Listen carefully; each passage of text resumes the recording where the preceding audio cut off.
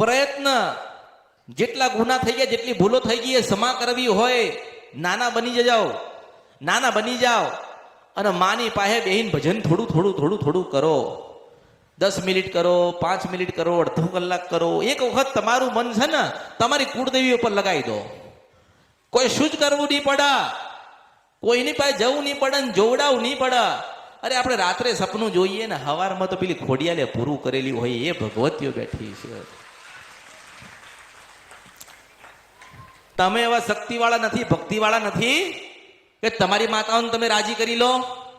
તમારી માતા તમને વાત કરવા આવે, તમારી માતા દુઃખના સમયે તમને મદદરૂપ થાય. તમારે એવી આશા નથી. અને ભુવા તો બધા બન્યા, હું ભગત બનાવવાનો એક સમય લાવી છું, મેલડી છું.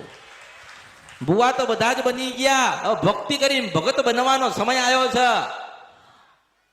કે ભાઈ જે દાડે આપણા જીવનમાં દુઃખ આવ્યું હોય, કે જે દાડે આપણે ભૂલા પડ્યા હોય ને ભૂલ થતી હોય, એ દાડે આપણા મઢે બેહીને એક દીવો ને 2 અગરબત્તી ને 5 ફૂલ ચડાવીએ અને માને કહીએ કે માં કંઈક ભૂલા પડ્યા હોય તું બતાવજે ને આંખ બંધ કરો ને તરત દુઃખ ગોતી ના લાવો ને તો મારું નામ મેલડી નહીં.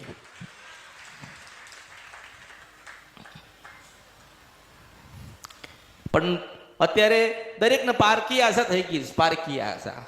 અહીં જગ્યાએ જઈશું સારું થઈ જશે, આ જગ્યાએ જઈશું સારું થઈ જશે, પેલો દોરો બાંધીશું તો સારું થઈ જશે, આ બાધા માનીશું તો આપણું કામ થઈ જશે, આ માનતા માનીશું તો આપણું કામ થઈ જશે.